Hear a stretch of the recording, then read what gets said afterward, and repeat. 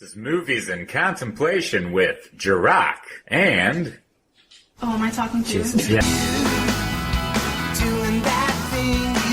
Hello, everybody. Welcome back. Hello, contemplators. Welcome back to our little itty-bitty podcast. Yes. We got ourselves a Cali pick today. Yes, we do. Today we are doing That Thing You Do. Oh, do that thing you do. And you've already heard it, because that's obviously going to be the fucking intro. Yeah, duh. Yeah. Dear God. I know. Yeah, we probably hear that song at least 1,000 times. Yeah. Yep. Yeah. But it's still not a bad song. We'll get into it. Anyway, this came out in 1996. 1996. Yes, this... Pick up sticks. Pick up sticks. This is Tom Hanks' directorial debut. He also wrote the film, and he also wrote some of the songs. He didn't write That Thing You Do, but he wrote some of the songs throughout the film. A lot of original songs were written for this. I did specifically. Yeah. It stars Tom Everett Scott, Liv Tyler, Jonathan Sketch. Yes. Steve Zahn, Ethan Embry, Tom Hanks is in it as well, Charlize Theron, a couple of other people I cannot see at this moment. Rita Wilson makes a little appearance as well. Bill Cobb's huge in the 90s. Bill Cobb's, yes. And yeah, that's it for so far. Yes. But wine. Unfortunately, we really couldn't. Today is Easter for most people, the day we are recording, so shopping was very limited, so we had to go to the gas station. Go to the station. The station to get our wine. Yes. But the label that I saw, it looks nice. There's a nice little heart that's deep into the earth. Roots are coming out. I see a little bit of there is some love in this movie. It's called Las Rocas. Las Rocas. Yes, it's a Garnacha 2017, a product of Spain. Haven't had a sip yet, actually, so I'm gonna do that. Well, let's dive in. Lap it up. Not really interesting. You know, different taste. Something I don't think we've ever had before. No. Not bad. It's okay. Not bad. Not bad. What you look like you're thinking. Oh, well, it's a station wine. I don't want to sound like an ass, but yeah, for a station wine. It beats the kangaroo. Absolutely. For sure, it beats the fucking kangaroo. It beats the roo. Yeah, it does. It does. Yeah. I mean, and it was freaking it was over $10. What did you just fucking say? Yeah, exactly. Okay. Yeah. All right, all right, moving on. Oh, fuck. I mean, it was either that or the tail. Oh, God.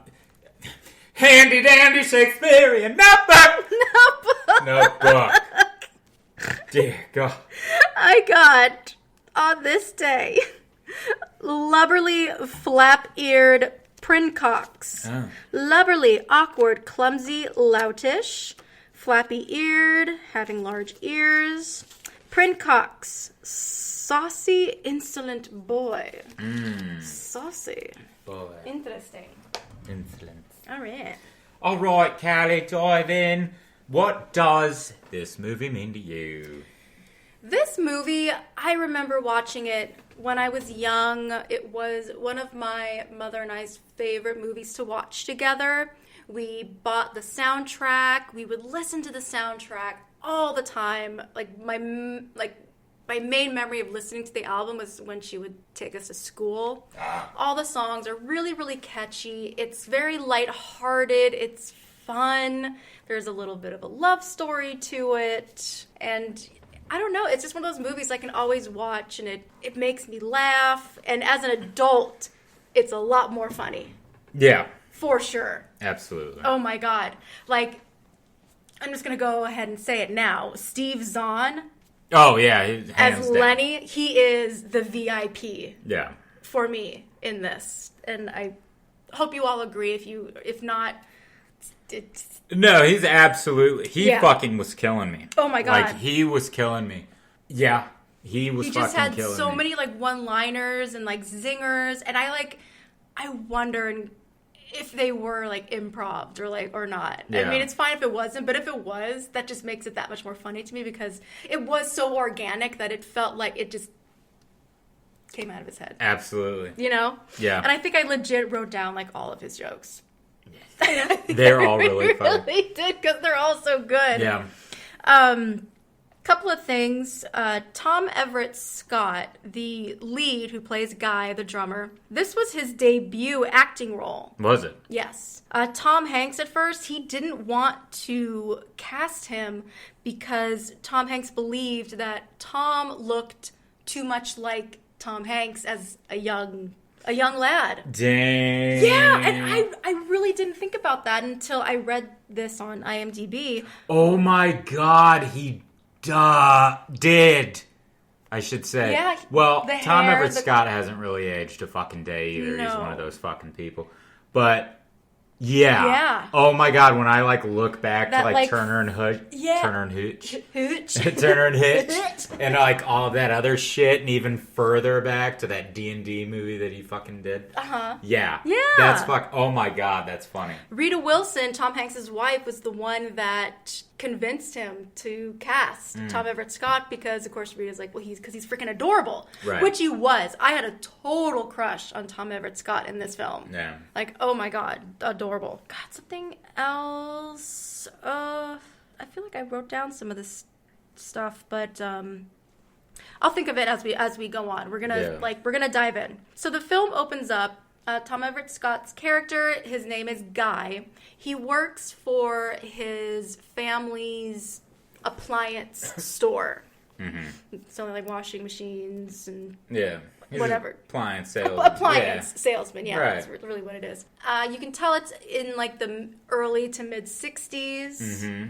You can see it's a really small town, kind of Yeah. like everyone kind of knows everybody, kind of thing. And when the store closes, Guy, he's the last one at the store. He goes like downstairs and he has a drum set. Mm-hmm. And then he pulls out this record of this jazz musician called Del Paxton, who later we see his picture. It's Bill Cobbs, who is Del Paxton. Like a lot of these artists are not real artists. They're kind of just like made up artists. Yeah. Kind of, you know. It's like they're based off of... They're based off of yeah. actual artists. Yes, absolutely. And Guy plays the record, and as he listens to Del's record, he plays the drums along with it, and he is really, really good. Yeah. Yeah. You kind of get an idea of what his dad is like. He's very strict, all about the business. Why are you keeping the lights on? Are we up for business all night? Are we open all night? Turn off the damn lights. Everybody's fucking father growing up. Yeah. Bad enough that you leave the lights on in the house. You gotta leave it on at work. Yeah, stop breathing so much. You're gonna run my damn light bill. Right. Yeah. Oh, God. Yeah. Yeah. Best. But the next day, we see this group of boys and a young lady. They are talking about band names. And you can kind of tell, you see one dude with like a set of drumsticks. Is that like it's funny, like is it like a cliche that drummers carry around their drumsticks everywhere they go? Kind of like, I mean, when I think of like a guitarist, you'll never see a guitarist without a pick somewhere in their pocket. And I can only think, like, I'm not a drummer. I can't drum. I'm not fucking drumming inclined at all. Mm-hmm. But a friend does drum. And the only thing that I can think of is, number one, they've got to have a bunch of fucking drumsticks with them. Absolutely, because they break and they wear and... You know, yeah. So it's like, huh. So it is funny. It's that, like, you're saying that cliche. Oh, they carry him in their pocket. Yeah, that's where they... But it's like, dude, yeah. Yeah, the character, his name is Chad. Yeah, Chad. He keeps them in his back pocket. I'd be dying, dude. If I was a drummer, I'd keep one on the right ankle, left ankle. Yeah. Keep them up the sleeves. You know, I'd be like fucking, you know. Yeah. It'd be like if they were my guns. Yeah, yeah. I'd just be like, or the blades, if you will. The blades, yeah, if I was a drumming assassin, I'd have the fucking sticks everywhere, and then I'd have them laced around the chest. Yeah. Like fucking. Like, I think a real cliche with drummers is they're always drumming, but not really using their sticks. They're either using their pens or they're using their, like, their fingers because Right. they're always tapping their toes and their feet. Yeah. What's really crazy, like drummers, like it really takes a lot of like physical and like mental strength.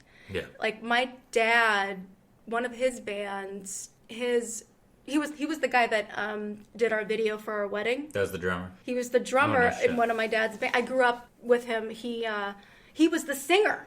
Like, could you imagine like keeping the beat, keeping time, and also singing at the same time? That's like, weird. That's to have stamina. To have a fucking front man as a drummer. As the drummer, yeah, that was very, very rare. Yeah. But yeah, the group is trying to figure out what to call their names, the name of their band. They're going like, oh, what about the Chordvettes? Like Corvettes or Chordvettes? Chord. Like the chords of our music. Chords of our music. And this is Jimmy. Jimmy is the lead singer. And we kind of learn that Jimmy, he definitely is the highly gifted type to where he is. He's very, very smart. And also I would say he's very socially awkward. Yeah. He's very much like a one-track mind where all he really wants to focus on is his music, and he also has that little bit of like a bleeding artist type, but he really doesn't have as much as a heart as you would think. Yeah, like he's all about my ballads. Oh, they're Yes. ballads. They're ballads. Bleeding heart ballads. That's what he really likes. Get the fuck out I of know, here. I know. You can't every good band should have like one or two good ballads. I mean, you can't all be ballads. It'll just be, you want something pep. It'd be depressing. It'd be depressing. It'll be like the 90s, like the early 90s Love CD. Yeah. You Yeah. know? Remember that shit? The ones that would, commercials. It had like the themes. The infomercials that would play late at night. Yeah. And some of them had like all the like love movie themes, like the fucking Robin Hood, Prince of Thieves. God. Was on the everything I do. Do it for Bodyguard. Yeah. You would see like little like camera angles of like couples like in a bubble bath together or like walking on the beach hand in hand and I'm a fucking choke. God, yeah, they were the best. Oh God, my favorite would be like when the woman's like facing the guys behind her with like his hands around and they're just he's like sniffing her neck and she's just like oh, it's the best. Stupid. All right. But we also see Lenny, who is Steve Zahn. His he's like, why don't we just call ourselves the band you're about to hear? Huh? I love that face that he does too. He's just like, ta-da.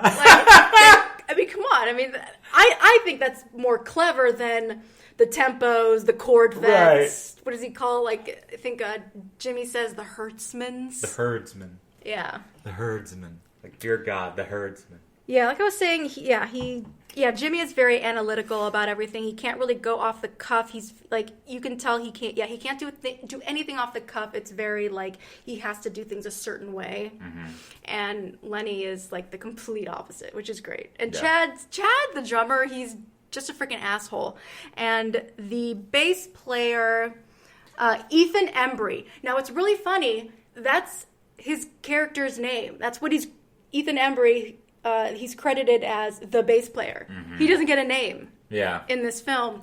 And I saw on IMDb, like, years later, they finally revealed the name of the bass player. I think it's, like, Tobias. Because everyone was like, oh, my God, what's his name? What's the bass player's name? Right. But, yeah, the bass player, he's the one he's very shy. He's very sweet. Oh, God, I love him. Really awkward. Yeah, I love when the waitress comes over. How about the big tippers? I like it. Yeah, I like it. And Faye, who's played by Liv Tyler, that's Jimmy's girlfriend. She's just kind of like the girlfriend she's just the girlfriend of one of the band members. Of Jimmy, yeah. I have been one of those before. It's fine. But Liv Tyler, she's so adorable in this. She is, isn't she? She's like perfect for that time period. Yeah. Just the way that she had her hair, she's got those big eyes, those big lips, with like the perfect like eyeliner. Very, very sweet, very lovable. And you kind of see like, Jimmy, we'll get there. Yeah. Guy comes in to the diner that they're at to like get breakfast, and you can see Lenny, like they all know each other. Like I was saying earlier, it's a small town, so probably everyone like grew up together. But Lenny and Guy, you can see they really grew up together. Yeah. Like they really do know each other. Yeah, Lenny like calls him Stitch. Skitch. Is that Skitch Patterson? Like, whoa. And Chad's kind of a douche. Like you can tell that like Chad really doesn't like Guy. He's envious. He's envious, yeah. Yeah. And they even like make fun of Chad that the only song that Chad knows on the drums is Wipeout. Oh, I didn't hear that. Oh, God. Yeah. That's in the diner scene. Chad calls Guy, like, lone beatnik. I think, like, because, like, Guy is, like we saw earlier, he's more of a jazz type. Yeah. And I think Chad is Chad. Chad is Chad. Chad is Chad. And Chad likes to get his little digs in. Like, hey, weren't you the drummer in the tempos? Yeah, Something. I heard that. Yeah. And Lenny tells Guy, like, hey, like, do you want to see some embarrassment tonight? The band is performing that night at a talent show at a college. Yeah. It's going to be hilarious. Guy's just kind of like, no, I can't. But hey, if you guys need some chords, whatever, let us know. And outside, you see, like, the band is still kind of, like, talking about, like, they need a band name. But Chad and the bass player, they're trying to hop parking meters. Yeah. The bass player can't do it, and Chad is just like trying to like show him, hey, like this is how you do it. And then after maybe like the third time, you hear a big thud, and the bass player is like, oh, hey guys, Chad fell down. He says it like a child. He does. Chad fell down. Hey guys, Chad fell down. She fell and went down the hole. Asshole broke his arm. Yeah. Lenny and Jimmy go to Guy's work, and it's like, and they're just like, hey, we need you to sit in for us tonight. We're playing one song. And it's like, what's wrong with Chad? Like, couldn't he still play the same whether his arm was like broken or not? Yeah. Guy kind of does that. He kind of says that. And yeah, Lenny's like, asshole broke his arm. Asshole broke his arm. Yeah. And like the prize money is like $100, so if they win, they split $100. $33 a pop. And my dad did the. That's what your dad said. Yeah, we watched. My dad movie did the with math. Yeah. I don't know. I think. Yeah. No, it's fine. I'm not gonna try. I can't do math. And my dad kind of tried to like. I don't know if he tried. He probably got it right, but we were trying to figure out the year. And my dad was like, "Well, the newest car that I saw was a '64." So I'm going to go ahead and say that this... Or no, it was a 63. I thought he said 65. He said 63, I believe. I believe he said it was a 63. And then he said, so it has to be in 64. Yeah, I think it's 64. Because there was a sign in an office that said, like, 64. Yeah. So my dad was like, yeah, it looks like the newest cars I saw there was a 63. The rest are 62s. Yeah. There's a 62. Thank you. Yeah, guy's like, yeah, I'll do it, but you gotta buy a couple record needles and this radio. And Lenny's just like, how about a washing machine? yeah, how about a washing machine too? Like, you want to throw that in there? All right, sure, right. Yeah. So, guy's practicing the song with the band, and it's a very slow. You can tell the guy's like really bored. Yeah. And it's that thing you do. And Guy does it really well. And the bass player's like, very good. It took Chad a week to learn it. It's funny. And Lenny's like, Chad? Who's Chad? Like, who the hell's Chad? I mean, Who's Chad? I'm pretty sure Guy learned it in like a matter of the afternoon. Right. Fuck, probably just by looking at it. Pretty like, much. okay. I mean, if he like riffs off of jazz records, then he can find a beat anywhere. And Guy's like, oh, it's only this one song. All right, wonderful. Liv is like, that's it. Guy Patterson, that's it, the Wonders. And you know how like the Beatles, they spell it with a E-A, like the beat? We should spell it like the Wonders, like O-N-E. Right. Jimmy thinks it's a good idea. He spells it out. It's like the Wonders. Fucking Lenny's like, that looks like the Oneaters. Yeah. Yeah, look, it looks like the Oneaters. No, man, the Wonders. Yeah, I know. The Oneaters. Yeah, Wonders. Oh, God. So we're now at the talent show, and it's pretty dull. The first group that's playing, it's like these very, like, Monotone women. Monotone women. Honestly, they look like they're a part of Charles Manson's like cult group. God. They all have like really long blonde hair. I can hear the children laughing. I can hear. And that sounds like a song and from the it's Charles not Manson group. far away. Like no one's paying attention. There's this one guy. He's credited as actually the heckler. Huh! Yeah, it's like you're drowning in the water. You're drowning. You're drowning in it. And a guy brings a date with him, and it's Tina, played by Charlize Theron. And I think I read something. She was like one of the first people to get like cast in the role. Like Like she nailed her audition, and she did great. She was a stuck-up bitch who thought that she didn't belong. She's like, I thought we were going to the movies and then dancing at the club. It's like, just go support your boyfriend, dude. Yeah. Just, yeah. Yeah. Tina's a cunt. That's all I'm going to say. See, it's interesting, because I was trying to find a fine line between the two. Like, I thought that Tina was a cunt, but then I was kind of like, well, Guy is kind of looking like a little cunt as well. It was like they both were cunty, because of the fact that she was all about herself, he was all about himself. You know what I mean? Like, because he was just, like, he takes her, he orders all these fucking hot dogs and shit, and then he's just like, oh, okay, here, and gives them to her. And now she's hanging on to these hot dogs, and she's fucking And just she's like... left alone. Okay, He left exactly. her. Yeah. You So know what then- it is?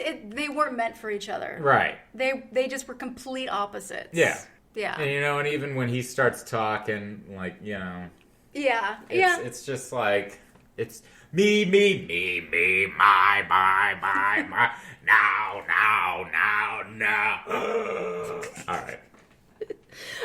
The band it's funny, like, while someone's performing, the act after sets up behind them. It's really weird when you see the ladies of... Oh, yeah! The brass band was setting up, and then while the brass band was performing, they were actually kind of a hit because they were more upbeat. And I think that also the crowd was kind of making fun of them as well. I think so, yeah. Yeah. But, like, it's really funny seeing the guys, like, trying to, excuse me, trying to, like, get the, excuse me. See the stage hands Yeah. taking up stands and shit. Oh, yeah. When the guys are set up, the MC is like, the Oneaters. Fucking love the MC, though. The MC, yeah. Oh, like, yeah. Oh, my God, I died when he was... Well, because, he's like, oh, you guys ready? No, they're not ready. And he tries to do a joke like, hey, how do you sell a chicken to a deaf guy? The heckler. The heckler, I forgot what he was... You're a jerkhead. You're a jerkhead, yeah. You say, hey, would you like to buy a chicken? Eat my shorts. Shut up! I'll kick your ass. Kick your... Fucking... Shut up! I'll kick your ass. Yeah, anytime someone screams and yells, like, I know you're gonna like it. I don't know why. It's just your humor. Yeah, man. Yeah, man. All right. But yeah, they get called the Oneaters, and out of the blue, Guy, he counts down the song 1, 2, 3, 4, and starts playing it super fast. And Jimmy is just like, dude, no, that's too fast. And like Lenny's just like, dude, we're already starting. Just go for it. Yeah. And Jimmy, at first, he's trying to control the beat by singing it like the you doing that thing you do. But you kind of see throughout, I think this is the only time we hear the song in its entirety. Yeah. Because obviously, it's good. I mean, it's a great song. I think it's very, very catchy. For me, I necessarily haven't ever been, like, sick of it, just because I think they wrote it perfectly to, you're going to hear it a lot. Yeah. So it didn't bug me. I don't know if it bugged you at all, hearing it. It does to an extent. I think they do it on purpose. Yeah. But this is, like we talked about in the previous episode with the Mortal Kombat theme. Like, if we would have heard that song over and fucking over again in every fucking fight scene, we would have gotten sick of it. That's kind of how I felt in this a little bit. A little bit. Because it was just like, you You do that thing you do. Like, that's literally... And that's the only part. All we get is the fucking chorus of the fucking song most of the time. Yeah. So it's not like we're getting really different parts with the song. It's always... Yeah. Yeah. Yeah, we don't get the bridge that often. Yeah. I don't ask a lot, girl. Right. But I know one thing's for sure.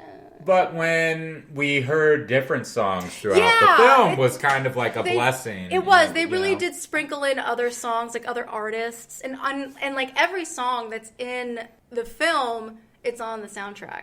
Yeah. Which is cool. But eventually, Jimmy starts to play, and like everyone's loving it. They're like hopping and bopping. They're doing the what is this, like the swim move, or they're just like I don't know. They're hand jiving, you know. Mm-hmm. And I love Lenny. What's going on here? Oh my God, this is great. You're a lucky man. Yeah. But yeah, they win. That's so wicked. You can either stink, be great, super, but if you are wicked, you win. Winner. Yeah, you're the winner. But yeah, they won. They won the grand prize, and yeah, I can see like See, the thing is, like, with Guy, he was in the car with Tina, and he was just like, he was pumped. He was like, yeah, I knew that the song, like, it was supposed to be an up-tempo number, because even like Jimmy, even after the song was a hit and everyone was loving it, Jimmy was like, that was way too fast, man. Yeah. And he even does it like throughout the entire film. Like, I still think it's too fast. Yeah. Like, he lives in a world of ballads. Jimmy was fucking annoying. He's just an annoying fucking character. Yeah, I think he was supposed to be. Right. For sure. Absolutely. There's always that one in a band where they think it's all about them, and they want it their way. They want it their way. Yeah. Captain Geesh. And they don't want to be sellouts and stuff. And right. Yeah. But yeah, that bit in the car, I don't know if you brought that up yet. Are you bringing that up? Yeah. Guy was like, Jimmy was wrong. It's an up-tempo number, and we won. But like the thing is, like, Tina was really only interested in talking about Faye. Because Faye and Tina met. Yeah. And you can see from Tina's face, she saw like, she felt like threatened with Faye. I didn't get that. You didn't get that? I did. No, because Tina looked at Faye and was like, who the fuck are you talking to my boyfriend kind of thing? And in the car, Tina's like, wow, well, Jimmy really has a gal pal and Faye. They make a really cute couple, don't they? And Guy just doesn't really acknowledge that. He's just like, I can't remember what he says, but he goes back to talking about the band. Yeah. See, for me, it came across she is the jealous type, but I mean, or did you think that he was just talking about himself? So for me, I took it as she's trying to change the fucking subject because she was sick of hearing his shit. Because all he was talking about was, you know. That's interesting, yeah. That's what I got out of it. Which is fine. I don't know. That doesn't change the fact that she was a cunt. She was a bitch. And especially, but it was like all he wants to ever talk about is music, my music. Yeah, and that is kind of, I would see that being like true with like certain musicians. And looking at her now, I mean, I'll fucking say it. She is the duck lips of that. Like, we got these duck lip people that fucking selfie duck lips. Yeah. That's her. In the fucking 60s. In the 60s. Like, she's all about image. Yeah, exactly. And getting the latest clothes, having the latest hairstyle. She refuses to get down and dirty. Right.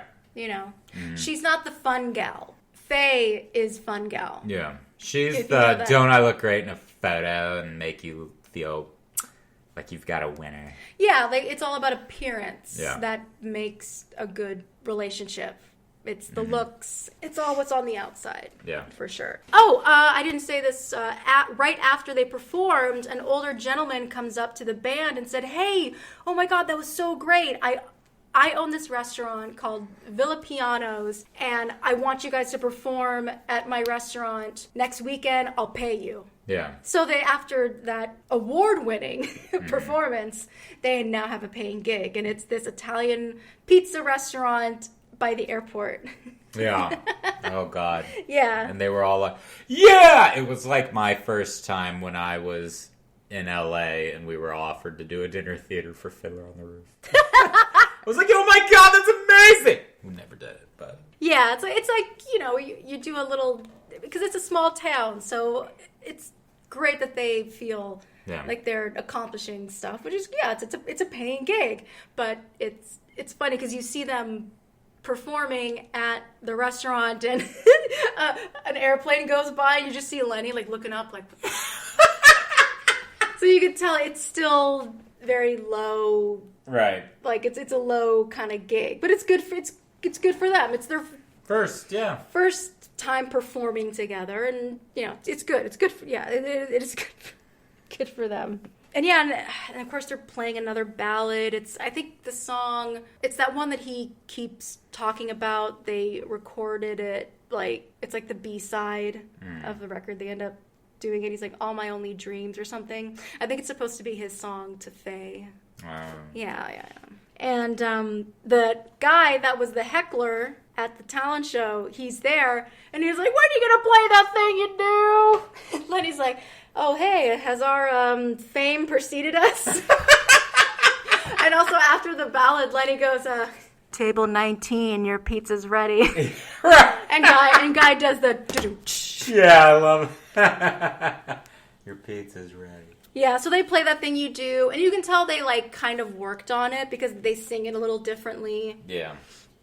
After their performance, the owner of Villa Pianos, his name is Jack. Lenny's up at the bar, drinking a beer, and Jack's, showing him some money. Jack's like, do you know what this is? And he's, putting money down. Right. Lenny's like, presidential flashcards? Jack is like, to entice you guys, this is a bonus. I'm getting, after their, second set, people were calling. They wanted to, get seats in. They were packed. Yeah. He's like, I'm going to make some money off of you, O-Neaters. Lenny's like, hey, that's on Netters. Oh, God.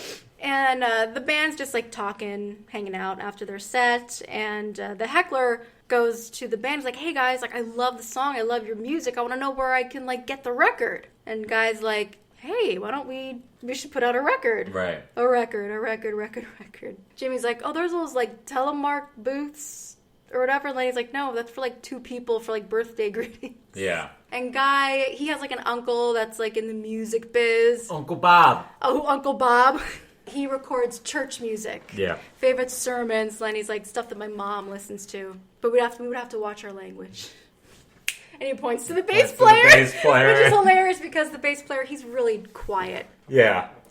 I swear, I don't know how many pages of dialogue that frickin' Ethan Embry has, but it's pretty small. Yeah. But his presence is really adorable. It is, and I think that's the point of That's him. the point, yeah. He always has these, adorable little faces. He's always, he doesn't get, overshadowed. Yeah. His presence is still there, for sure. Mm-hmm. They actually do record their song in a huge church. Yeah. Which I'm pretty sure, I bet, the acoustics are really, really good in there. Probably. Because they kind of have to be when you're doing, a sermon with, mm-hmm. They record, it sounds really good. They add, some more fun stuff to really, make it pop. And, of course, Jimmy's like, I still think it's too fast. Yeah. They get the records within a couple days. The record's, selling. Yeah. Like hotcakes. I don't know if this is something, it's really... the only reason I'm going to mention it is because Lenny is really funny in it.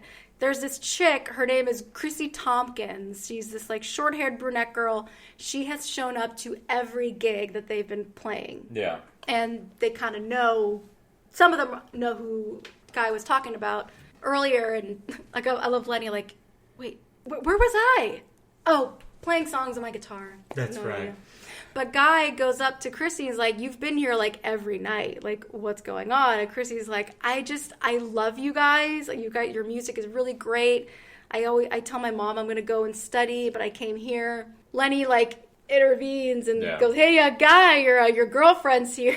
Yeah. Guy leaves and Lenny's just, trying to, I'll handle this. I'll handle this. Yeah. Right. Hi, I'm single. Yeah, well, he's like, yeah, he's got a pretty girlfriend, huh? Is it serious? Very serious. I'm single. What about the bass player? He's married. I just love how fast it was, I know. Oh, he's married. Yeah, poor Letty. Like, you could see, he's not a bad-looking guy. No. But he's just a goofball, and he just doesn't get Yeah. lucky with the ladies. But yeah, we do get to hear, while they perform at this restaurant, we get to hear some of their other songs, which aren't bad. But obviously, they get the most attention when they play that thing you do. Yes. Right. An older gent picks up one of their records. Faye's, like, selling them. And you can see her, like, counting, like, money. Like, they are really making money off this one song. Yeah. And we see Guy at work, and the same old guy that, I hate to say old, older than the band members. Right. Yeah, he, like, parks, he has this, what is it, like a trailer truck? Yeah, it was like a truck with a fucking trailer. With a little camper. Yeah, with, like, a camper in the bed. It was one of those. Yeah, he goes up to Guy at the window and wants to, like, speak with him. His name is Phil Horace. He, really thinks that what the band has is really special. He gets, I mean, honestly, at first it's, like, really creepy. You can tell, like, Guy is, like, this guy wants me to go into his, like, camper. Yeah. I freaking, it's a little, I don't know if you thought. Oh, no, I definitely. I don't know what you thought. With him, I don't remember his name. Phil. With Phil, it does come off very, like, Phil's a wannabe fucking manager kind of guy, like, can't really be trusted, He could probably be, like, a scam artist, which exactly. there are people out there, and, there are those, like, managers and agents that are like, well, if you pay me, right, I'll get you work. That's not a real manager, yeah. Yeah. They don't... They get paid when you get paid. Exactly. Yeah. And we learn that is Phil. Like, he's just a very simple guy, I'm thinking. I got that because, especially later when he... Yeah, because they get all the band members in the camper, and Phil's making them some type of, like... Stew. Yeah. This nasty-looking fucking stew. Really, really gross. You gotta get all the ingredients together, otherwise it's a soup. Yeah. Jesus. So he's showing them a contract, and of course Jimmy, he's just like, I don't know about this, guys. I don't know. Which is fine. It's great. Be skeptical. Right. Read the contract. And Phil's like, it's a standard management contract. The idea is I do whatever I can to help you guys make money. Yeah. Kind of thing. And I love Lenny. He's like, so where are you going to book us? At, like, roller rinks or Youth for Christ jamborees? Yeah. Steubenville, Pittsburgh. Yeah. Phil's like, well, no, legit, like, rock and roll shows in Steubenville, Pittsburgh, something else. And the bass player's like, Pittsburgh! Lenny, Steubenville? Steubenville? He is such a wise ass, and it's so funny, and it's so easy to miss. Yeah. I mean, I've seen the movie so many times that I hope, like, when you first watched it, I'm sure you picked up. Did you pick up his stuff? Yeah. Okay. Absolutely. So I can't remember when I know we first watched this together, like, a long time ago. Mm-hmm. Way before I decided to pick it. But that was still forever ago. That was forever ago. And Phil also wants to put That Thing You Do on the radio. Yeah. And he was also like, hey, if I don't get your song to play on the radio by like a week, 10 days tops, I will rip up this contract and that's it. We're done. And of course Jimmy's like, I don't know about this. I'm just so iffy about signing anything that has anything to do with my music. Yeah. And Lenny's like, are you crazy? A guy in a really nice camper wants to put our song on the radio. Give me a pen. I'm signing it. You're signing it. We're all signing. Right. We get a random scene of Tina. She's going to, like, a brand new dentist. We see the dentist, and he's like I'm gonna call, like, it's Tina's type. Yeah. Tall, bigger guy. He's a doctor, so dentist, doctor. There's that argument. I don't know. Whatever. Yeah. I don't care. But they both make money. They both make money, yes. And you see, like, Tina's all, like, swoon. Mm-hmm. She's swooning over the dentist. Yeah, hi, Tina. That's me. Yeah. Tina, yes. I'm Tina. You Tina. And his fucking smile. Oh, look at those pearly whites. Look at those pearly Somebody whites. flosses. Somebody flosses. Or can afford to get new ones. Yeah. So, I don't know how much time goes by, but we see Faye and the bass player. They're both, like, listening to their little handheld radios. Yeah. They're kind of waiting to see if the song plays on the radio, and eventually it does. We see the bass player go into this like Army, Navy, like like an Uncle Sam's. Like a clothing shop. Yeah. I don't know if it's a clothing shop or it's either a clothing shop or I'm sure you can probably also like enlist too. I don't know. Because he like randomly buys like a army type of like jacket. Yeah. It was like a military surplus store. You think? Yeah, it was like an Uncle Sam's or something. Oh, I don't know what that Uncle Sam. I don't know what that is. Oh, I don't know if that's a Midwest thing or what, but it's essentially you can go and buy camo and all kinds of shit at fucking like Uncle Sam's. But you can like buy like legit like military garments. I don't know. I don't go there, but I mean, I think so. You could buy like canteens and shit, and yeah, I can see like canteens, but I would think like buying. I think you can. I don't know. Buying legit like military uniforms. You'd have to be illegal. able to. You'd have to be able to because that's how a lot of those fucking. That's how a lot of those stolen valor fucks. Yeah. That's how a lot of them get the fucking shit. Yeah, they buy them to try to get the discounts. Yeah, the difference is that I think it's like badges or something. I don't know. I'm not in the military. Yeah, but it's like, you know. I'm sure there's something where it makes it like obvious that it's not real. Yeah, because there was a moment I remember in school where I had to wear military. I was wearing somebody in my class. He was in the military, and I was wearing his shit. Mm-hmm. And I'm walking around fucking Hollywood in fucking full on. Yeah. And I'm over here like, oh my god, dude, this is like I'm stealing valor. Like, holy shit. People are like, hey, thanks for your service. And I'm like, hey, welcome. It's a costume. I'm sorry. It's for a scene. I'm sorry. I'm in a show. Yeah. But eventually the song plays. Like, hey, they're in Erie, Pennsylvania. I forgot to mention the location. Erie, Pennsylvania. Faye's freaking out. She runs into the bass player. They're freaking out. They run over to Guy's shop. They're freaking out, and Guy like runs and plays like the song on the radio at work, and then Lenny and Jimmy show up, and I think this moment is really, really adorable. I mean, come on, like hearing your shit on the radio for the first time, like I would do the exact same thing. They're like running around in a circle, like hugging each other, their hands like jumping like a jamboree. Yeah, I don't know. It's really, really cute. Guy calls himself Spartacus a lot. Not like a lot, but he's like, you're talking to Spartacus here. He screams, I am Spartacus. I'm not too sure why. I think you mentioned that like the film Spartacus probably came out around that time. Yeah, I don't, fuck man. Let me check the date on when Spartacus did come out. Let's see here. 1960. So yeah, it makes sense. Okay. So I can see Spartacus being like a hero around that time. You know? Because of the movie. Guy is talking to Tina, and they're going to play at some place out in Pittsburgh, and Tina's like, oh my god, you will not believe what I have to do. I have to get a crown removed on my number 15 molar. It's going to take like all day. With the dentist. Yeah, of course. And Guy's, you know, he's a little naive. He's like, all day at the dentist? All right. Because I am Spartacus. Unless she hangs up right after. Well, yeah, because I've seen those on movies before, but it's like this head. She had her like hair in rollers. She's putting this like cap on her head, like giving herself a perm. Yeah, or something like that. Or she was just like curling her hair, and it was like the cap was attached to like a hose that was probably doing like a light dry kind of thing. Oh. I don't know if she was either gonna sleep in it or she was getting ready for a date. Maybe. Puppy. So they're in Pittsburgh, and Kevin Pollak is the host. He's kind of a dick, you know, very full of himself. Yeah. Give me the rub. Pittsburgh. Like he's doing his little like. I love watching this cigarette. Yeah. What he was doing. Yeah. I'm not gonna lie. When I was a smoker, I would mimic. You would just to do it, just to be silly. Yeah. The rub. The band goes on stage, and it's a disaster. The mics aren't working. I mean, it's not their fault. Right. But, like, Kevin Pollak's, like, character, he's kind of being, like, pushy.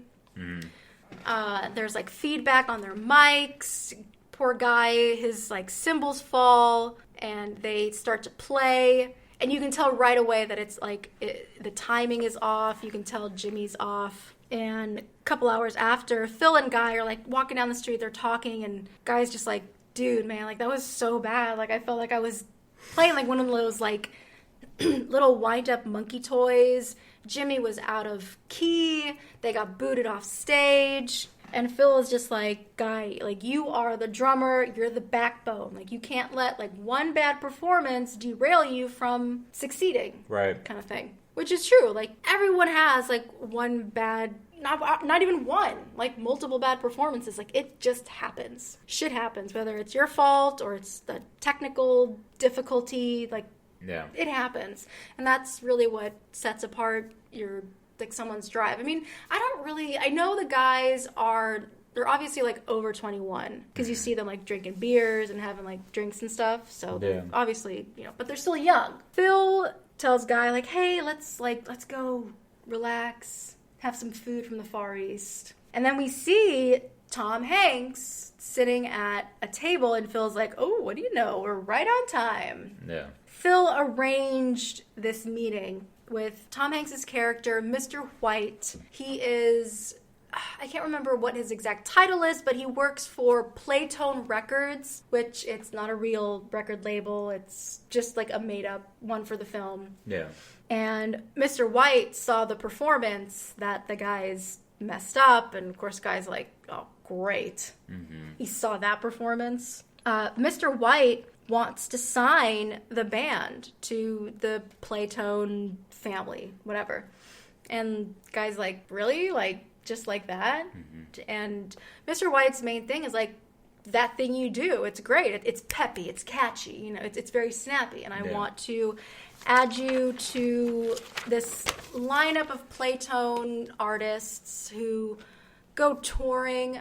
It's not like a big, it's not a national tour. It's, I would say maybe, like, it's still kind of small town, but it's not like what they're... It's not like what were they doing? Like fucking festivals and shit? Yeah, they were doing festivals. It was just, they were on a bus. It was they weren't flying to go to their gigs. But still, it's a big step up to what the band was doing. So, like, throughout the film, they do rise higher and higher, like, in a way. And Guy's like, okay, well, I need to talk to the rest of the band, and it cuts right to the band and Mr. White. All the dudes are, like, signing the contracts, and Mr. White's like, okay, first thing, the Wonders with the O-N-E, it's confusing. It doesn't work. Yeah. You're going to officially just be the Wonders, fucking Lenny. As in, I wonder what happened to the Oneaters.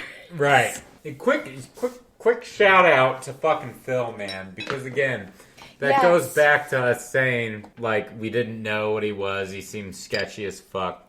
It's not all the time that you see someone actually care about youth's future, or anybody's future for that matter. It's always about the money, and for him, it's not about the money. It seems like he legit wants these kids to fucking go out and be something, and that makes sense because of the lifestyle that he lives in. He lives in a fucking truck, in a fucking shitty trailer. Yeah. And one thing that Mr. White mentioned, like, you will have to say goodbye to Phil here. Yeah. And Guy's like, no, like, Phil's our manager. Like, he's been with us. And Phil's like, not anymore. Like, hey, my bird dogging is done. Like, this Mr. White is going to get you to where you want to be. Like, I'm just a little stepping stone to help you. I took you as far as you can go. If you want to keep doing, little local things here and there throughout Pennsylvania, then stick with me. You're not going to make a living out of doing this. You're not really going to get heard. Right. Go with Playtone. Yeah, he legit cared about them, which is, it's like sucks because I wish we got a little more of Phil. Yeah. Like, it would have been cool if he was still kind of like around, but it makes sense for the film and what ends up happening with the band. It does, for sure. Jimmy's just like, hey, we only record on My Only Dreams, like, once. I really want to re-record it. And Mr. White is really good at, like, kind of, like, dismissing him. He's like, what? No, it sounds great. It sounds fine the way it is. Yeah. No, you're good. The bass player kind of drops a bomb saying, like, hey, I'm not going to be around for much longer. Him getting that military jacket was kind of like the hint of he wants to be in the military. He signed up to join. Yeah, he wants to serve. He signed up to join the Marines. I think like the end of August. He has to report, but Mr. White's like, but you'll stay with the band until then. And he's like, yeah. Fucking Lenny just like throws like a stick at him or something. Jimmy wants Faye to go with them, and Mr. White's like, that's adorable. If you want her to go on tour with you, she's your costume mistress. Right. Mr. White throws Guy these sunglasses, and Mr. White's just like, see what the world looks like through those. So you can see with Mr. White, he's very good at what he does. It's a lot like, he's very much about like image, because he wants to get the boys like matching suits, really nice suits, to be more like unified, and he wants to give the band more like, I don't know if you kind of got that it's, I don't know how you, what did you think of Mr. White like during this like beginning part? He's giving him an image.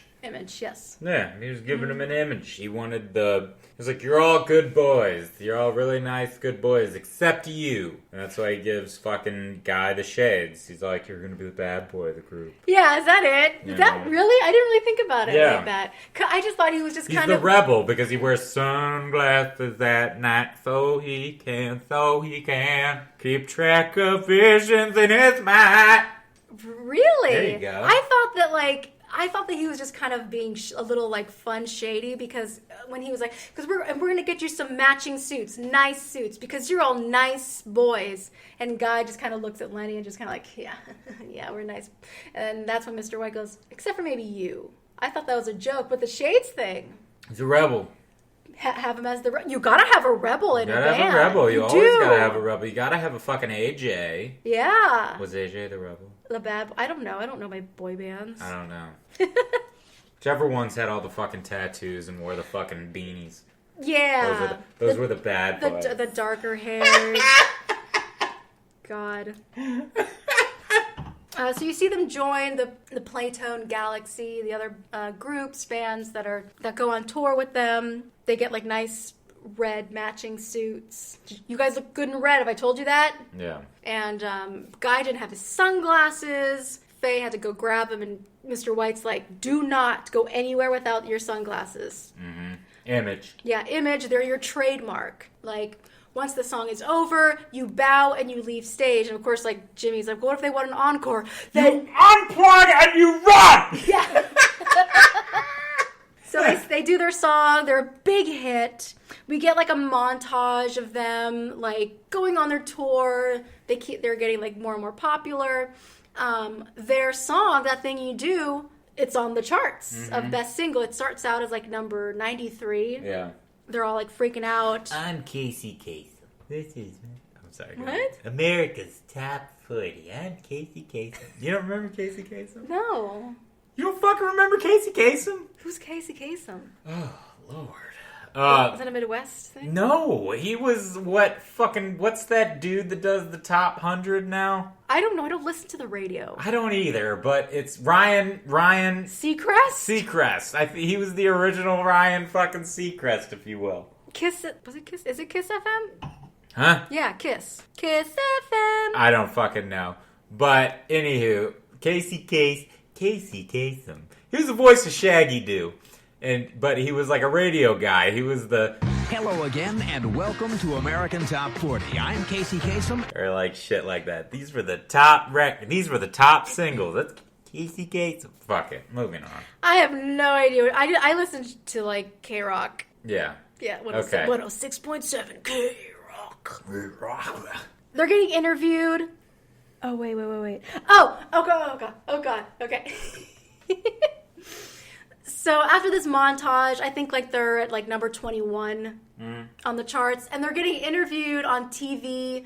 They're in like Illinois or something, and like the TV host is like, "Oh, these guys, they're new teen sensation. They're climbing up the charts." And fucking Lenny takes the microphone. He's like, "Oh, I'm not here with these guys. I got a pig in the pavilion, the livestock competition or something, and I'm gonna win that blue ribbon." Because like the host was talking about like a fair that was happening. I think that's what they were doing. They were playing at a fair, like they've all been doing. Yeah. And it's really cool. Lenny gets his own song, and Steve. Does he? Yeah, Steve Zahn. He actually is a great guitarist and vocalist. Yeah. And from what I read, that was him singing. I don't remember him having his own song. Come on and dance with me tonight. Oh, that was Move him? a little closer, let me hold you tight. That was his, like, he was singing that Yeah. the whole time? Yeah. Oh. He sang, I think, because it said that he sang in That Thing You Do and in Saving I know he's Silverman. singing That Thing You Do because I heard him in. Oh, Yeah, whoa, that's whoa, whoa. his song. Yeah, oh. That's where we're at right now, where he sang that song. I meant the song. That's the fucking problem with this goddamn film, is that it's the name and the fucking song, so I can't tell when the fuck we're talking about, the movie or the song. He didn't sing the song, That Thing You Do. I know, he was the backup. I don't know if he sang the backup. From what I read, he sang the song that his character Lenny got to sing that one time when they Yes. were in Illinois. Yes. That was that was the actor singing. Yes. Yes. Okay. Not That Thing You Do, the song. That wasn't Steve Zahn. No, it wasn't him singing the song, but he was the background. He was the you. I don't know if that was him doing it. I don't think. I don't. Okay. I don't think that was him doing backup vocals. Right. From what I read, it was somebody else. I think it was the guy that wrote this song. It's like Steve something. Zahn. No, it wasn't him. But Okay. he sang. He sang that one song, That one and he song. was he sang all the Neil Diamonds and fucking Saving Silverman. I love Neil. I love the way that you do me. We also see that like the bass player, he's starting to date one of the backup singers. Or I don't want to say backup. It's a trio that kind of gives us a little bit of like the Supremes type of feeling. They're Yeah. called the Chandrelines. Ooh, love that name. Really, really adorable. Like Chandelier Tangerine. Yeah, sure. Mr. White, he like talks to Faye. They're like all mingling at some bar, and we see Jimmy. He wants to like. There's another artist who's like, I don't really know what singer she's supposed to be, but she goes in the movie. She goes by Diane Dane. She's a diva. She's kind of a bitch, but she kind of takes a liking to Jimmy. Yeah, because he's a bitch. Yeah, sure. Yeah, Bitches attract other bitches. sure. They're like magnets. They Bitches get attract. stitches. Exactly. To each other.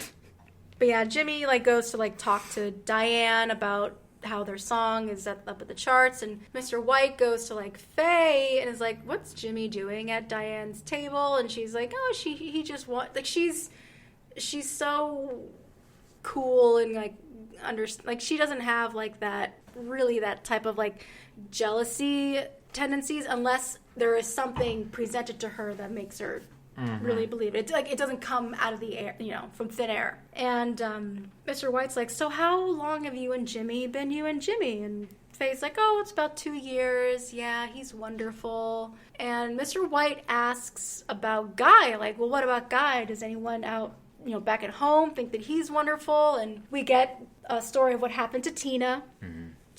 They were dating, but she ran off with her dentist. Yeah. So yes, she did fall in love with her dentist. I can kind of see that, like, Mr. White... I mean, I'm going to just state it. You can see that there is a chemistry between Guy and Faye.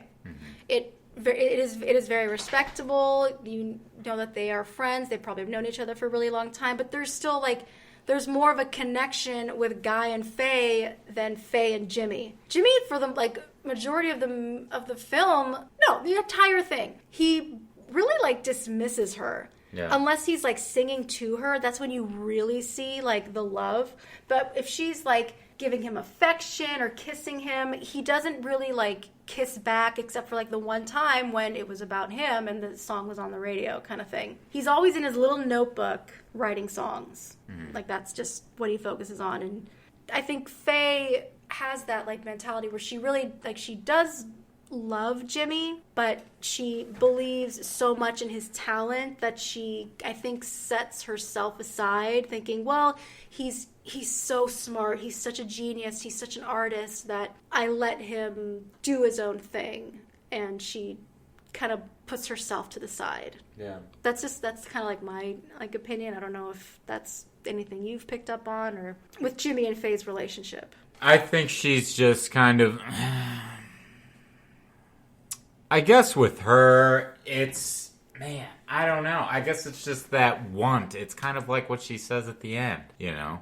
It's that I want him to come around and do all this shit, and she's just hoping that he does, and that's what keeps her with him. Like, he will change, I guess. I don't know. Yeah, like once they get to where they want to be, then maybe. Right. Yeah. I don't know. It's weird. I'm trying to be nice about it because I don't want to just... I don't want to be... Speak your mind! Well, okay then. Fine. She's that fucking... What's the word? In a way, shallow to the point that she can't see that he's a fucking prick, and she wants to see all the... Oh, but he's so smart. And he's this. And he's that. And it's like, girl, he's a fucking bastard. And he doesn't care about you. I don't think shallow is the right word. I know how you're describing it. I get it. But I don't think shallow is the correct word. Like, shallow is... Like, Tina's more shallow. Yeah. Well, yeah. Well, then, ignorant. Like, she's ignorant. Yeah, like... Then she's fucking ignorant. Ignorant. Sorry, it's getting stuffy as fucking here, and I'm like having a hard time breathing. Go ahead. Yeah, but yeah, no, you're fine. Yeah, maybe. Not shallow. She's naive. Yeah. Naive. Ignorant, naive. She doesn't put her needs first. Mm-hmm. She obviously is like, she thinks like, to be a musician's girlfriend, you have to put yourself second. Yeah. Because that's where you're going to be in your musician's significant other's life. And you just kind of have to, like, just deal with it. Right. Kind of thing. But, I don't know. Or she's just still blinded. The fact that she believes in him so much that's her love for him, is her belief in him. Yeah. It's not their relationship. Mm. She loves him for his talent. Yeah. And he loves his talent, too. Right. He doesn't reciprocate his belief for her. Like, I mean, what is she doing? She's doing nothing. She's just following. Yeah. You know? Yeah. Yeah. The band is doing their thing. Jimmy's like there's this one moment where Jimmy's like watching Diane Dane perform. She like sits on his lap. There's like this flirtiness. And after a show, Mr. White gets like an envelope and tells the band like, okay, we are leaving this tour right now. As of whatever, your song, it's like the highest rising. It's like top 7. Yeah, you're going to be number 7 in the charts. Yeah. And they need to leave now to go to California, to go to the coast and promote that. You kind of see the rest of the film, like Faye almost gets left behind after a show. Guy was the one that saved her and said, she's with us. Because it's all like very Beatles, like where it's screaming fans. Right. Women are jumping on the cars. And I failed to mention this earlier, but there are actual parallels between what happens with this band and what actually happened to the Beatles. Oh. Yeah. And the whole Ringo, John, and everybody hating each other. Well, the Ringo thing, Ringo had to get replaced he had to get like some type of like surgery or something. So they did have to replace him as like, for just a little bit. John Lennon's first wife, she got left behind, but actually no one came to rescue her. Oh, God. She got left. The slower version of That Thing You Do is it kind of sounds like an actual Beatles song. I don't have what the song is on hand, but they purposely kind of did that, yes. But yeah, they're on the plane to the coast. Poor Faye is sick. The guy sees her and he's like, oh no, you have a fever. You need to lay down. He bundles her up and he's like, now sleep, don't talk. We're about to go to the coast in California. And there's a line that Lenny has that I missed. And while watching it, because Mr. White wants to have a meeting with the band. And Lenny says, sketch band meeting with hair playtone. Hair plane tone. Yeah. Mr. White tells the band pretty much like their itinerary. They have to meet the top executive of Playtone. They are going to get to be in a major motion picture. And Jimmy's like, are we going to record more music? That's what he's kind of been like harping to Mr. White since they signed. their contract. And at first, Mr. White was kind of like, yeah. But then Mr. White finally said, and then after we do this, the movie, meeting the executive, if I work the phones correct, you're going to be on the television showcase, you're going to be on live TV, and then you'll get to record. Yeah. Mr. White and Lenny with the candy. Oh, yeah. God. Give me the wrapper. Yeah, Mr. White's trying to go to sleep. Lenny he's, what is it, like a peppermint? Yeah, he's fucking with a peppermint wrapper, and then Mr. White's like, give me the paper. He gives him the paper, and then he starts chomping. Because Lenny knows. Yeah, he's fucking with him. And then he starts chomping on the fucking mint, and then he just goes, and fucking Mr. White, okay, you know what, Lenny? Go to the cockpit. Tell him it's your birthday, okay? Go to the cockpit. Tell him it's your birthday. I want to try that. The next time we fly, I want to go to the cockpit. And say it's your birthday? Yeah, I want to see if they let me in. No, they won't. That's what they do for children. That's the point, is Mr. White No, I get it. I know it's for children, but man, maybe I want to fucking see the cockpit. Okay. You know, maybe I want to be like, you like gladiator movies, Rock? Airplane, come on. Okay, sorry. Airplane. Dear God. So they arrive to Hollywood. They're staying at the Ambassador Hotel. I know exactly where that is, but I can't explain it to you to where you would remember it. Remember what? Where that hotel is. Oh. Faye's still sick, and she meets a very nice, he's dressed as a bellman, but it's Lamar. Lamar. Yeah, that actor. Oba Babatunde. Yes. But he's so super sweet. He's like, I guess like Faye didn't have like money or cash for her medicine, and the guy's like, hey, why don't you charge that to your room? And ooh, that doesn't sound good. You know what? I'll send you up some soup. My name is Lamar, and this is my hotel. Right. Super, super sweet. The band is filming a movie, and it's like this obviously like really bad like B-movie beach film. And they're playing in these, like, sailor suits. And they're not really playing. Like, some of them aren't even playing, like, their actual instruments. You got Jimmy on the keyboard. Lenny's playing, like, a tenor saxophone. Right. Or something. And they have to, like, mime playing. Mm-hmm. And hey, what happened to the music? Keep playing. Keep playing. And I love Mr. White. He's like, good news, guys. You get to keep the wardrobe. Yeah. And Jimmy's like, hey, do we have a top 10 record? Then we really shouldn't be here. I feel like we're just like a bunch of performing monkeys. Fucking Lenny. He's like, hey, guys, we're not the Wonders right now. We're Captain Geesh and the Shrimp Shack Shooters. I love, that's like one of my favorite Lenny moments. Yeah. Captain Geesh and the Shrimp Shack Shooters. Oh, I fucking love it. And it gets better. Oh, does it? It does. Do tell. Because they do a couple radio interviews. One, they only get to say hi, and that's it. Yeah. And then they go to this jazz station, and it's fucking Ron Howard's brother. Oh. He's in all of like Ron Howard's films. He plays like the DJ, and he asks the band like, hey, Clint Howard, there we go. He asks, hey, what's your musical, like, what's your influence? Which artist popped your cherry? Yeah. And it's funny, I missed it until the last, like, 2 times I watched it. The bass player says, the Chandrelines. Yeah. That's the name of the group of the girl that he met on tour. Right. He was having him. Yeah. She popped his cherry. Yeah. And then fucking Lenny, he goes, Captain Geesh and the Shrimp Shack Shooters. Yeah. And you see Mr. White looking at him like, you son of a the bitch. fuck? And then Captain Geesh and the Shrimp Shack yeah, Shooters. Captain Geesh and the Shrimp Shack Shooters. And then Guy, what's really so like charming about Guy is that he really does love music. Yeah. He goes on about, Del Paxton, and that's his like idol, and he talks about all these other like jazz influences that he really grew up with, and you could tell that the radio host had no fucking clue who Del Paxton was. Yeah. Oh yeah, Del Paxton in the high school. Yeah. Del Paxton in the high school band. Yeah. Yeah, that's great. Guy played Del Paxton in a high school band. It wasn't right. you're supposed to be a jazz radio station. Like, how do you not know who Del Paxton is, kind of thing? Yeah. Yeah, that's really weird. I didn't pick up on that at first, but yeah, that makes like a lot of sense.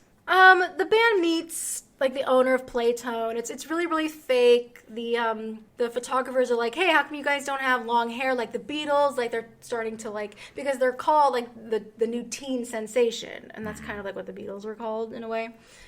But yeah, the owner, he's like dressed in all pink. He's like all about like gossip and just kind of a dick. And even like Guy, like they met him for like 2 seconds, and he's like, that's it? Otherwise, like, yeah, that's pretty much it. Yeah. Guy tries to talk to the owner. His name is like Saul or something. Jimmy. God damn you! God damn you! Jimmy tries to talk to the owner because he wants to be like, hey, I wrote that thing you do. If you love my song, you're really going to love my other songs. Yeah. And Saul really just like dismisses him. Like, what the fuck is this? Do you think I got time on my hands to like deal with this like little punk kid? I'm on my fucking lunch break. Yeah, he's got like mustard all over his face. Yeah, it's really spitting stupid. his sandwich out. And there's a part of me that really does understand Jimmy. Like, the band is really only getting fame from their one song. Yeah. That's really what it is. And Jimmy's the only one that's really like, I don't even think Saul has ever even like heard our music. Like, his fate is in our hands, but he won't give me the time of day to like listen to my stuff.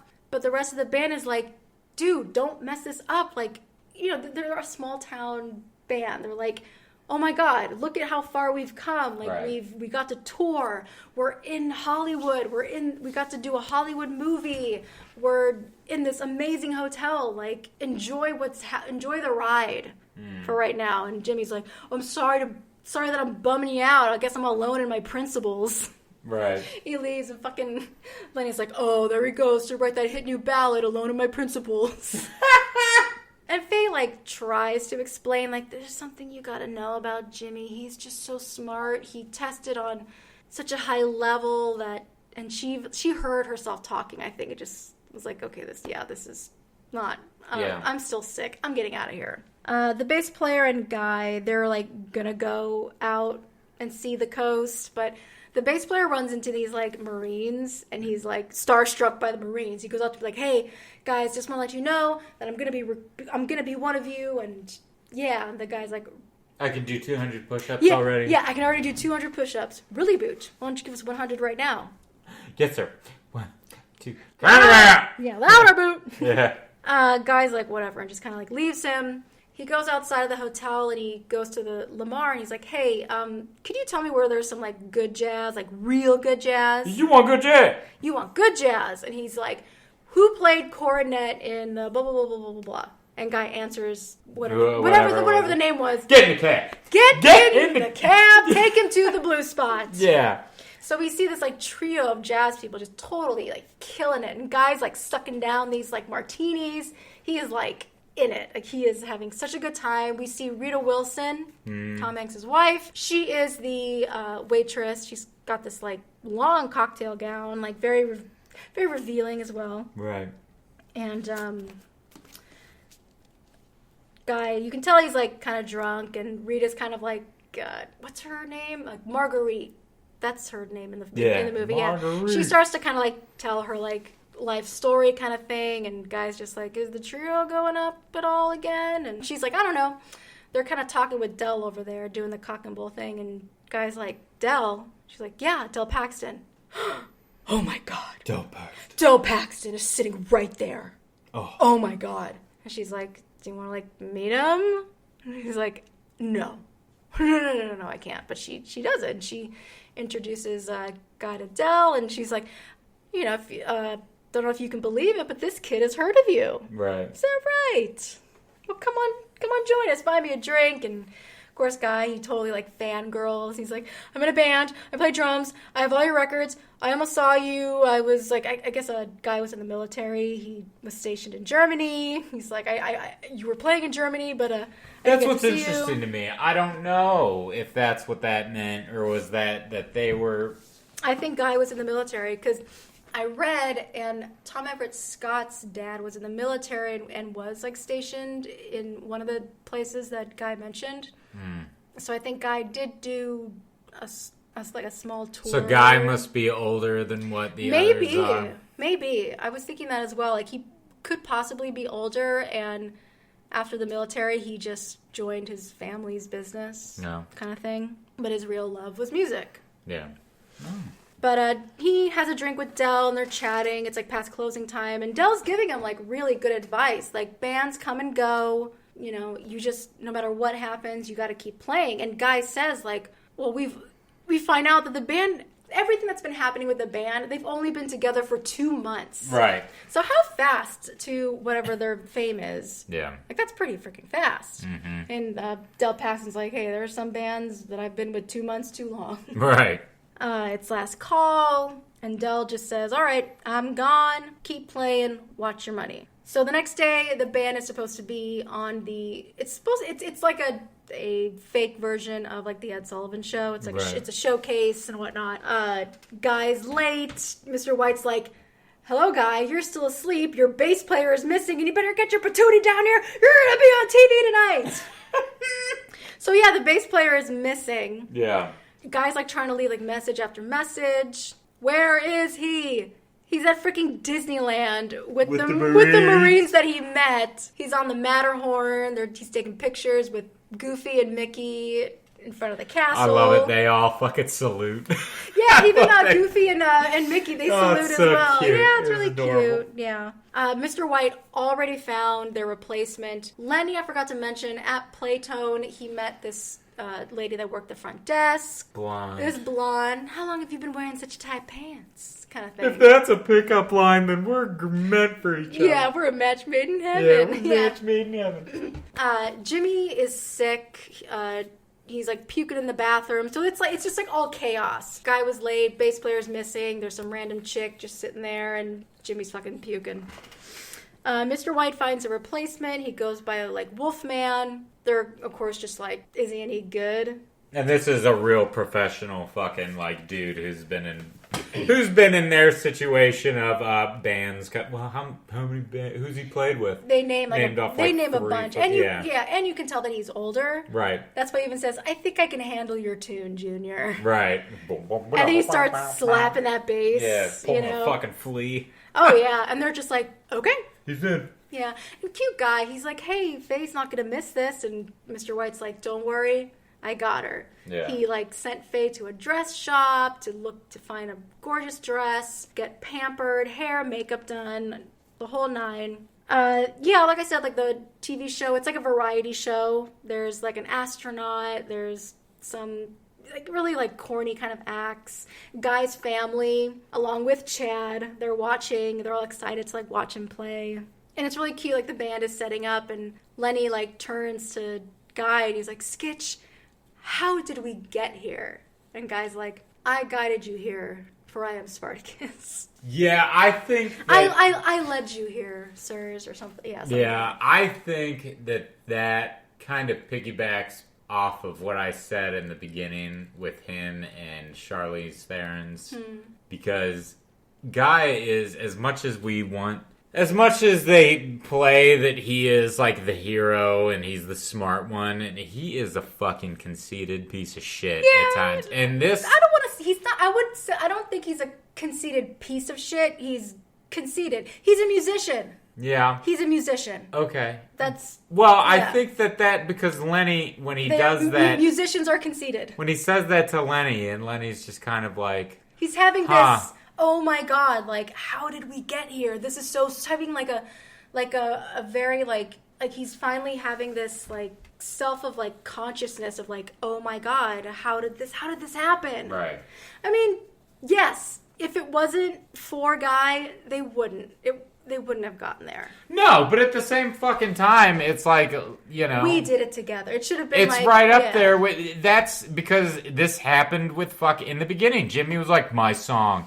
And Lenny was like, we wrote it. Yeah. Yeah. We wrote it. Yeah. Not this fucking I shit. And then, here we go. Fucking Guy pulls because I got you here. Did you, bitch? Did you? We didn't get here together? Yeah. Okay, that's fine. Mm. Yeah. Okay.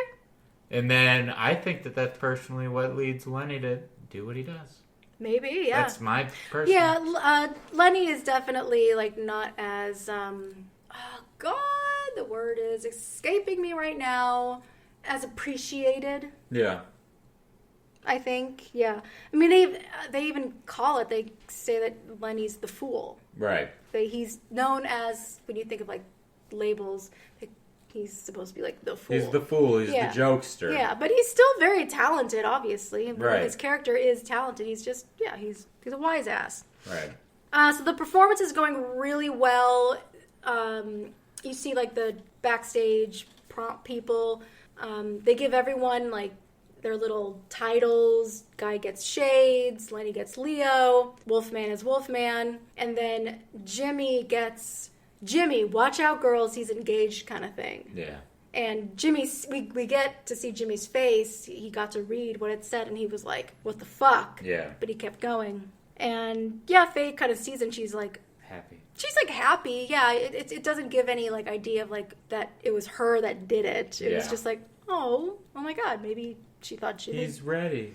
Yeah, but it was a big hit. Everyone's celebrating. But of course, Jimmy, instead of celebrating, he's more focused. The fact that he just performed on live television for all of America to see him perform his song. He's just like, oh, so it just appeared like magic. Watch out, girls, he's engaged. Like, what gave you the idea that we're engaged? And Faye's just like, I'm just as surprised as you, like, where I had no idea. I didn't do anything. And she's like, you're ruining this beautiful moment. Like, you're ruining the beautiful moment of you succeeding. Yeah.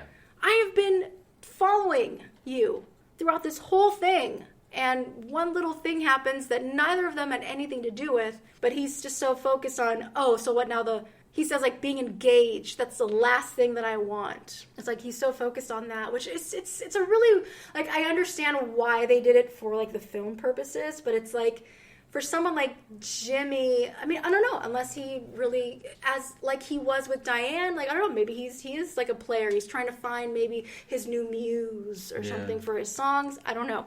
But Faye does kind of state that a little later. Lenny's going to go to Vegas with his new gal pal. He's really excited. Everyone else kind of joins Jimmy and Faye in the same room, not really knowing what's going on.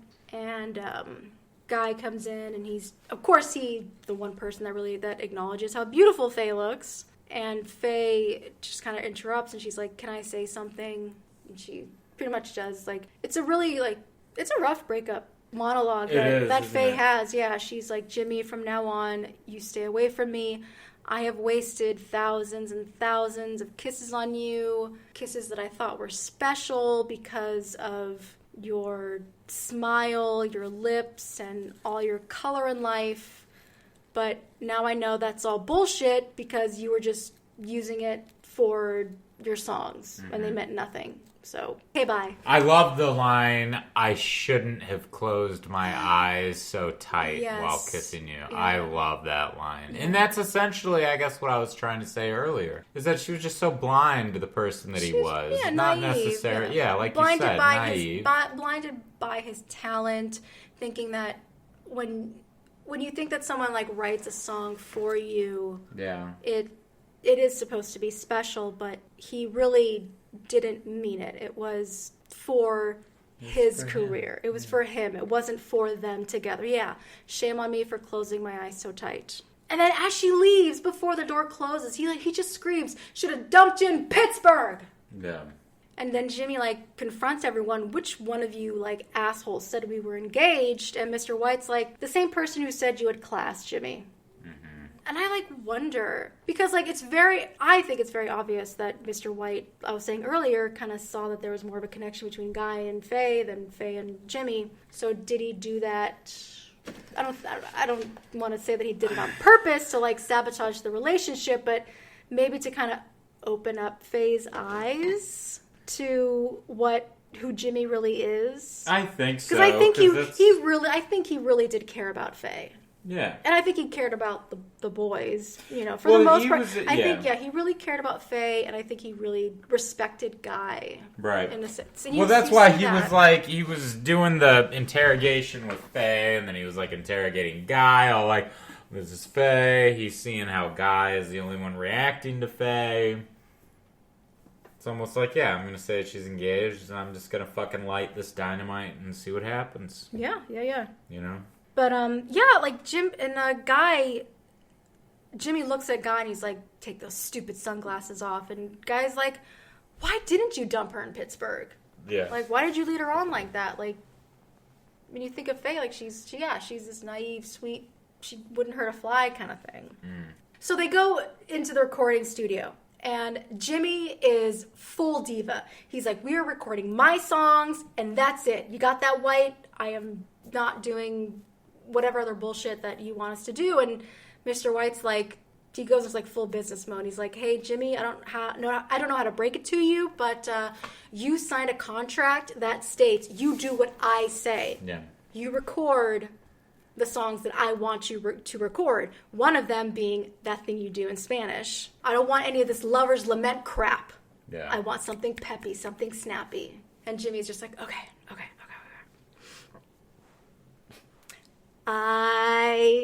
I quit. I quit, Mr. White. Right.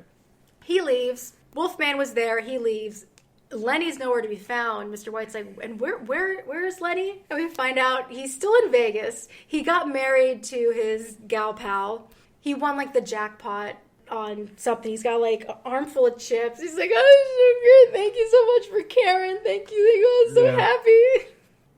Mr. White and Guy like kind of chat a little bit. Like Guy is just like, oh my God, what just happened? And Mr. White's like, the Wonders are in breach of contract. And Guy's like, oh shit, I'm so sorry. White's like, no one's going to prison. Like, this happens all the time. This happens all the time. And he's like, well, this happens all the time maybe to you, but for me, like, I'm in a band with a hit record. And you know what? When you think about it, they're called the Wonders. And Mr. White says, yeah, one-hit wonders. It's a very common tale. Like, I feel like they were called the Wonders for a reason. It's like what happens when you are in a band or a group where it is just a one-hit wonder kind of thing. Yeah. Where they come, they get high on one song, and then nothing else. Sugar Ray. Oh my God. Sugar Ray. And Guy is just like, man, this is my first time in a real recording studio. And Mr. White's like, hey, you want to hang out? Hang out, but you do have to be out of the hotel. I can't help that. Guy starts to play the drums, and we see Del is there. He goes in there, and he's like, oh, hey, what was that you were playing? And Guy calls it I Am Spartacus, obviously. And Del's like, hey, do you want to jam with me? And he's like, oh my God, you want to jam with me? Yeah. Totally starstruck. But yeah, they start, and then they say to the guy in the recording booth, like, hey, lay out these tracks, like, record this.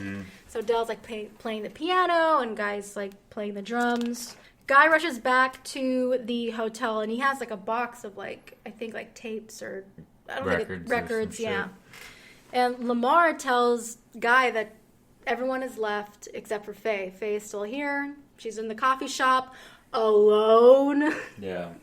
Like kind of doing a hint there too. She's not supposed to be alone. Yeah, where I come from, that's not right. Yeah, Guy and Faye, they kind of talk about what they're going to do. Guy's like, Del says that Guy could make it as a drummer in LA, so he's going to he's going to stay out here in the West Coast. And Faye's like, well, that's great. I'm going to go back to Erie. You can tell they're both kind of like, meh, there's something. They ask about, oh, were you ever like in love with that Tina girl? And was she a good kisser? I love Guy. He's like, it would be ungentleman of me to elaborate. Right. But Faye leaves. She's kind of like waiting for a taxi. And of course, Guy comes outside and kind of watches her, gives the records to Lamar. Lamar knows what's happening. He's like, hey, are you going to do something or not? Because once she's gone, she's gone. Guy goes to Faye and he's like, before you go, I have one thing to ask. When was the last time you were decently kissed? I mean, really good and kissed. Fucking Faye is like, Dave Gamelgard, New Year's Eve, 61. And they kiss. They go back up to the room. And the movie ends with, we get like a little bio of what happens to each band member. Yeah. Guy and Faye, they get married, they raise children in Venice Beach, they move somewhere else, and they open like a conservatory of music. Guy is like a jazz teacher. Jimmy becomes like a 3 gold platinum, whatever, gold, album with Playtone, with another band. The Herdsmen. The Herdsmans, yeah, that's the band that he wanted at first. The bass player, he does his tour, he gets wounded and honorable discharge, whatever, and he's like a construction owner, company owner in like Orlando. Lenny, he's a manager at a hotel casino in Vegas and still single. Right. Oh. Yeah, sad. that's it. That's that thing. That is that thing you do. Yeah. Fabulous. Yeah, I don't know. Like, what did you think? I liked it. I thought that obviously the song needed to be died down a little bit because it did kind of just overtake the beginning of the film. It would have been nice to have a little bit more contrast, but I realized that was the point. Yes. Of the thing you do. But anywho, no, I thought it was a really great film. I thought it was a cute film. And the fact that, Tom Hanks fucking wrote and directed it is, like, an amazing thing. Yeah, and there's, word... I didn't talk about, too much, behind the scenes, but people... I really didn't get it until it was brought to my attention, but there were people that, there was, not, rumors, but there were, people were, speculating that Mr. White was gay. Which is whatever, but Wait, well, why does that have anything to do with any know. fucking thing? I have no idea. Why does it freaking matter if he was or wasn't? I know, what that's I mean? what's getting so fucking annoying and I with feel these movies. We were nowadays. talking about that earlier today. It's we were. Why does it matter? They can be whoever they want, but it's why do we need a label? Right. But from what another thing that I read was I didn't know that there was a director's cut and there was a scene where Mr. White and some other guy who I think was his partner. I don't know. I didn't see the director's cut, but that was just one backstage thing. I was just kind of The fuck does it matter? why does it matter? Right. Wait, there's still more. Oh. But yeah, I saw that. I saw people asking that quite frequent with my research, and it's just who cares? Right. Who the hell cares? But anyway. Right. You liked it? I did like it. Yeah. Would you watch it without me, though? I would. You would? I would. Really? Yeah, I think I would. All right. I would. I did cool. like it. So, that is that. Let's go back to the handy-dandy Shakespearean Nappa. Nappa. Who was the lubberly, flap-eared princox? Who was awkward, clumsy, large-eared, saucy, insolent boy? I'm thinking either the bass player or Letty. I'd have to say the bass player, too. Yeah. He's not insolent. I guess he's kind of insolent because he abandoned the band at the end. He did, yeah. Yeah, he did. So he yeah. just straight up left. He did. The bass player, a.k.a. Tobias. Tobias. Right on, bruv. All right, bruv. What do you have for me? All right. So, because we did this wonderful fucking film about bands and shit, I thought, you know what? Let me see. So I did that wonderful search for a specific film, and God wills it, I found it. What? It's streamable. We're doing... This is Spinal Tap! I knew it! I fucking found it on HBO, and I was like, God wills it. It's been willed. Juliet wills it so. Okay. All right, guys. Spinal Tap. We haven't done any of these films yet. What? The people that do Spinal Tap and Best Oh, in Show. God, I know, yeah. and I'm so excited for it because this is my favorite. Yeah, it took 70. This will be our 71st episode. Holy shit. That's crazy, guys. We've done 71 episodes of this. Fucking cheers. Cheers to that. Fucking cheers, everybody. Clink. Clink, man. Thank you All to right. everyone who stuck with us still even throughout this pandemic and everything that's been going on. Every fucking thing that's going on. Seriously, yeah. Thank you, guys. We love you all, and we hope that we bring you entertainment and just some fucking thoughts about the films. Thoughts about films, a distraction, yeah. Fuck yeah. All right, gang, you heard it. Spinal Tap. All right. Oh, shit. Contemplators, thank you so much for joining us on this wonderful, amazing day.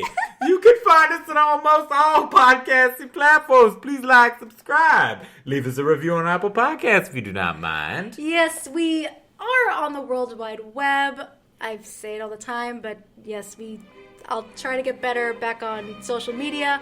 On Twitter, we are movies_pod. On Instagram, we are movies.contemplation_pod. We have an email, movies.contemplation@gmail.com. And we are also on Facebook, Movies and Contemplation Podcast. Yes, now contemplate us next week.